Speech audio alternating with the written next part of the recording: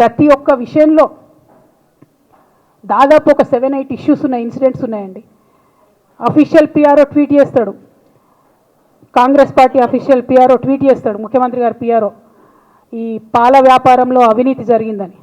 తెల్లారి 2-3 పేపర్లలో వస్తుంది, 3వ రోజుకి మాయమైపోతుంది. అదే కేటీఆర్ గారినేమో 3 సార్లు విచారణ పేరుతో పిలిచి వేధిస్తారు. అంటే కేసీఆర్ కుటుంబం నికార్స్గా బరిగీసుకొని కాంగ్రెస్ పార్టీతో రేవంత్ రెడ్డి కొట్లాడుతున్నాం కాబట్టి మా మీదనేమో కుట్రలు జరుగుతాయి, మా మీదనేమో కేసులు పెడతారు. మీ మాత్రం 1 or 2 days హెడ్లైన్స్ వస్తే తర్వాత న్యూస్ గాయబవుతుంది. ఎన్ని జరగలే చెప్పండి హరీష్ రావు గారి విషయంలో. ఫస్ట్ పాల వ్యాపారం మీద ఏమొచ్చినాయి ఆరోపణలు.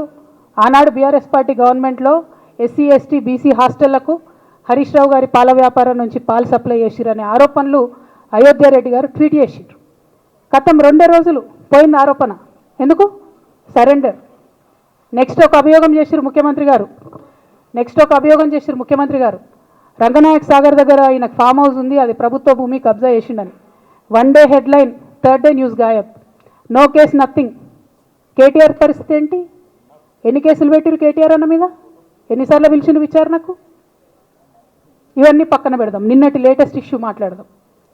కాళేశ్వరం కానీ ఇంకోటి కానీ ఏ ప్రభుత్వంలో అయినా పొలిటికల్ పాలసీ చేసేవాళ్ళు, విధానపరమైన నిర్ణయాలు తీసుకునే వాళ్ళు ముఖ్యమంత్రులు ఉంటారు. కింద ఉన్నటువంటి మంత్రులు దాన్ని ఎగ్జిక్యూట్ చేయాలి. కేసీఆర్ గారు ఒక పాలసీ డెసిషన్ తీసుకున్నారు, నేను కాళేశ్వరం ప్రాజెక్టు కడతా, దానికి ఇన్ని డబ్బులు ఇస్తా అని. ఆనాడు మంత్రి ఎవరు? ఎగ్జిక్యూషన్ చేయాల్సింది ఎవరు? 2014 నుంచి 2018 వరకు తుమ్మిడిహెట్టి దగ్గర నుంచి మేడిగడ్డకు స్థలం మార్చినప్పుడు మంత్రి ఎవరు? ప్రాజెక్టులు డిసైడ్ చేసినప్పుడు మంత్రి ఎవరు? అన్ని మీటింగ్లు టెక్నికల్ ఇష్యూస్ చూసుకోవాల్సింది ఎవరు? ఇవన్నీ రేవంత్ రెడ్డి గారు మాట్లాడారు. నేను మొత్తం అసెంబ్లీ స్పీచ్ చూడరు మీరు, వీళ్ళ మ్యాచ్ ఫిక్సింగ్ అనేది మీకు తెలిసిపోతుంది. ఏం మాట్లాడరు ఆయన. ఎంతసేపు కేసీఆర్ కాళేశ్వరం కట్టిండు, కేసీఆర్ కుటుంబం 1,00,000 కోట్లు తిన్నది. అరే 2007 నుంచి ఇప్పటివరకు కాళేశ్వరం 1,00,000 కోట్లు కూడా ఖర్చు కాలే.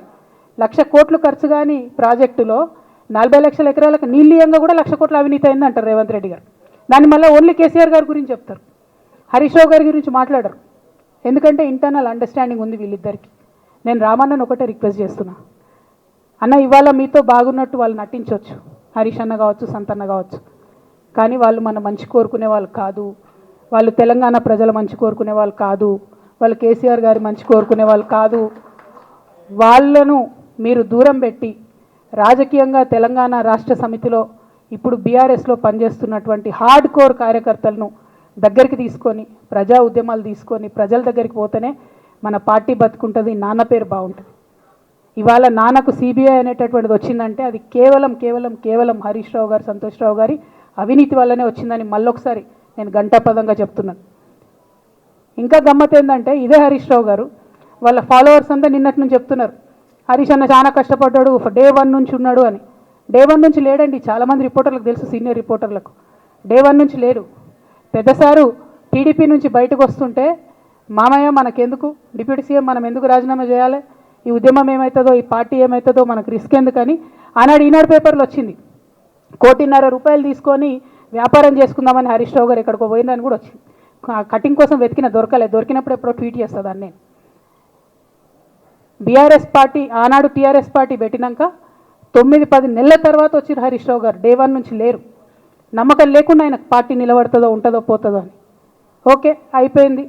రాగానే సారు పెద్ద హృదయం కాబట్టి క్షమించిరు, దగ్గర తీసుకున్నారు, ఎమ్మెల్యే కాకముందే మంత్రి ఇచ్చిర్రు, అన్ని రకాలుగా ఆదరించిరు, అన్నీ చేసిండ్రు. ఎప్పుడైతే పార్టీకి ఒక్క క్షణం చెడ్డ పేరు వచ్చిందో ఎక్కడ పోయిండండి ఈయన? చక్కగా పోయి వైఎస్ రాజశేఖర రెడ్డిని కలవలే? మీ అందరికి గుర్తులేదు ఆ ఫోటో? సీనియర్ నాయకులందరికీ బాగా మాట్లాడతారు, అన్ని దగ్గర ఉన్నా, నేనే ఉన్నా, నేను ఎక్కడ లేను. నిన్న పాపం చాలామంది ఈ కొత్త సోషల్ మీడియా పిల్లలు ఉన్నట్టు వాళ్ళకి హిస్టరీ తెలియదు అనుకుంటా, అందుకే చెప్తున్నా ఇవాళ.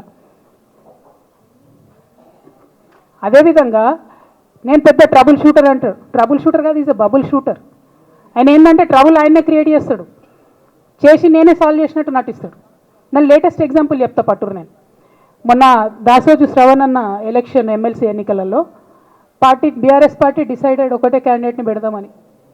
కానీ హరీష్ రావు గారు ఇంటర్నల్గా బీజేపీ వాళ్ళతో మాట్లాడుకొని ఏం చెప్తారంటే, మీ దగ్గర నుంచి ఒక క్యాండిడేట్ని ఇవ్వండి, నేను మామయ్యని కన్విన్స్ చేసి 2వ క్యాండిడేట్కి పెట్టిస్తా